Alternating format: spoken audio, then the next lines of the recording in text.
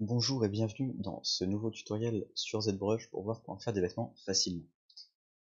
Donc avant de commencer le tutoriel, je vais vous donner un conseil, enfin une astuce plutôt, pour le zoom. Je sais que beaucoup de gens se plaignent du zoom qui est assez pété dans ZBrush. Donc vous allez aller dans Documents, pour zoomer avec la molette, il vous suffit de rebind les raccourcis, on va dire les fonctions au raccourci que vous voulez utiliser. Pour rebind quelque chose, il vous suffit de faire CTRL Alt, clic gauche sur ce que vous voulez rebind, et ensuite vous sélectionnez la touche que vous utilisez pour le bind. Donc par exemple pour pousser ou up, ça sera vers l'avant avec la molette, et pareil pour arrière, vous faites la même combinaison, CTRL Alt, clic sur le bouton, et vous allez vers l'arrière avec votre molette. Et maintenant vous pouvez zoomer et dézoomer avec votre molette. Maintenant que cela est fait, nous allons directement passer dans le vif du sujet. Il vous faudra un mesh déjà importé que vous aurez utilisé, enfin vous avez créé avec ZBrush, ZBrush si vous savez le faire, ou que vous aurez eu d'une autre quelconque manière. Vous avez un brush, enfin un, un modèle nu de préférence, euh, voilà comme ça tout simplement.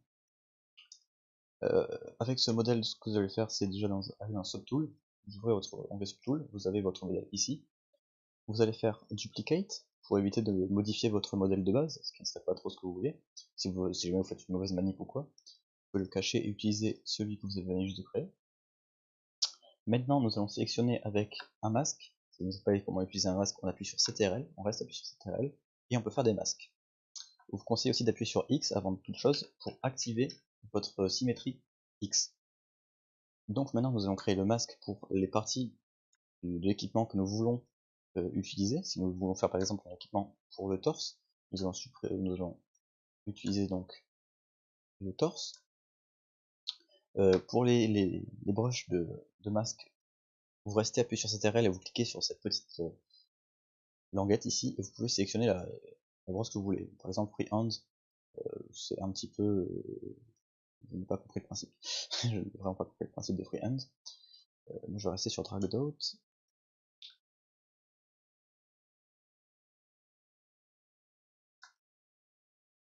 Je vous conseille de faire ça bien. Moi, je vais le faire un petit peu à l'arrache pour le tuto.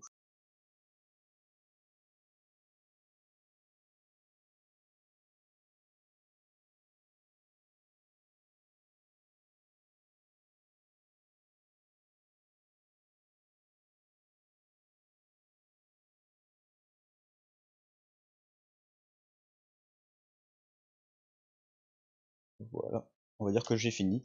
Maintenant que vous avez sélectionné la partie du corps que vous vouliez mettre en masque pour utiliser, votre pour créer la pièce d'armure à partir de ce masque, vous allez dans Polygroup et vous faites groupe via masque. Ça vous inversez le tout, c'est tout à fait normal. Maintenant ce que vous allez faire, c'est faire CTRL Shift et clic sur la partie qui est illuminée. Ça va vous sélectionner que ce qui est nécessaire.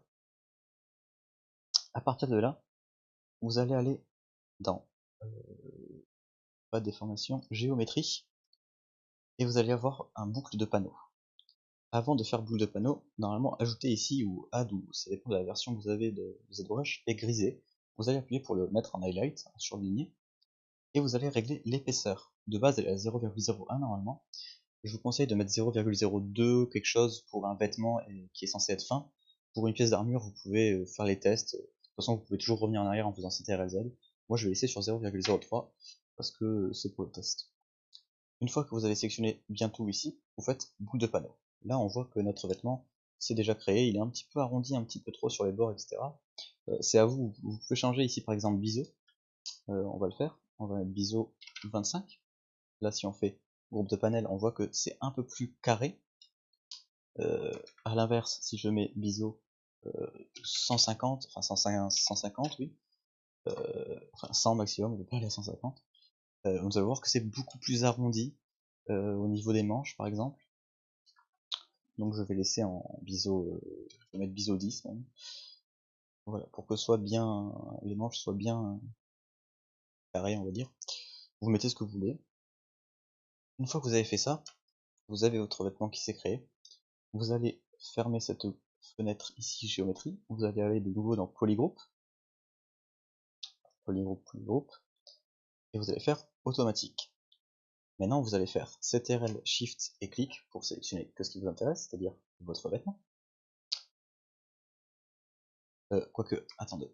Avant de faire le polygroup, si vous voulez par exemple modifier votre mèche pour le biseau, etc., après avoir fait après l'avoir rendu en vêtement, enfin, après l'avoir, je ne sais pas comment on pourrait dire, l'avoir bumpé, vous pouvez aller dans géométrie, dans déformation, et par exemple, on va zoomer sur la manche pour pouvoir voir, polir va avoir un effet d'arrondir les angles abrupts, et vous pouvez utiliser un petit peu tout ce qu'il y a ici pour faire vos propres tests.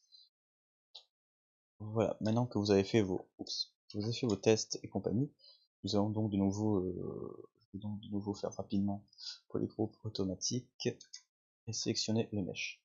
Maintenant, votre mesh il est créé, c'est bien, mais par contre, quand nous allons dans Subtools, vous voyez que il manque un truc. Que apparemment le t-shirt c'est juste une instance de votre clone que vous avez fait de votre mesh. Donc ce que vous allez devoir faire, c'est aller dans géométrie, de nouveau, non pas dans géométrie, dans Subtools de nouveau, et vous allez faire séparer invisible.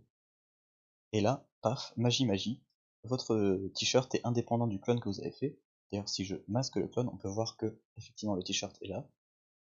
Et c'est maintenant que vous allez pouvoir commencer à bosser sur votre t-shirt en lui-même. Nous voyons par exemple qu'il y a des imperfections par rapport au corps, il y a une espèce de téton bizarre, le nombril a été pris avec, il n'est pas tout à fait à la bonne taille. Donc là, vous allez prendre vos brushes tout simplement, votre brush move par exemple, pour mettre à la bonne taille, enfin, pour faire sortir le mesh du corps de votre personnage, vous l'adaptez à sa taille, vous faites les réglages comme vous semble. Vous pouvez le personnaliser autant que vous voulez, par exemple si je prends Clay, nous allons le subdiviser, par exemple, pour avoir une géométrie un peu plus simple. Je vais juste faire flatten d'abord ici. Oups, la taille de la brosse est un petit peu trop grosse. Toujours trop grosse. Je vais flatten un petit peu ici. Je vais faire ceci comme ça. Je vais prendre une taille de brosse un peu plus grosse. Voilà, c'est pour avoir un petit peu plus arrondi les... Voilà. Et maintenant, vous pouvez par exemple, en étant dans géométrie, divide votre mesh pour avoir plus de géométrie, pour pouvoir faire plus de modifications. Je vous conseille de pas subdiviser plus de 5 fois. Maintenant qu'il est bien subdivisé, vous pouvez par exemple faire les modifications que vous avez envie de faire avec, par exemple, ceci. Vous pouvez faire des dessins sur votre armure pour les rendre personnalisés entièrement. Vous pouvez faire ressortir des pièces d'armure, par exemple en utilisant l'onglet, en utilisant par exemple Displacement. Vous pouvez par exemple faire sortir des espèces de cornes. Vous allez de nouveau subdiviser pour qu'elles soient un peu mieux faites. Vous pouvez les faire sortir à l'arrière aussi, des espèces de cornes. Et vous pouvez les modifier avec Move. Par exemple, oups, ce n'est pas exactement ce que je voulais faire. Vous pouvez les déformer. Voilà, vous pouvez faire une armure comme vous avez envie de faire, ce que vous voulez en fait. Ici par exemple, si j'ai envie de le faire monter comme ça, vous pouvez la modifier comme vous avez envie. Une fois que vous avez fini de la modifier, de bien l'ajuster au corps, etc., pour qu'elle rentre bien, vous pouvez même la texturer dans ZBrush, je vous montre pas ici, mais je vous ferai peut-être une prochaine vidéo pour vous montrer comment texturer entièrement un objet ou un vêtement ou n'importe quoi dans ZBrush. Si vous voulez l'exporter, vous allez dans Subtools, vous faites bien attention de ne sélectionner que votre veston, vous allez dans Exporter, et là vous sélectionnez la destination, etc., le nom, et vous cliquez sur Enregistrer. À partir de là, votre objet sera exporté.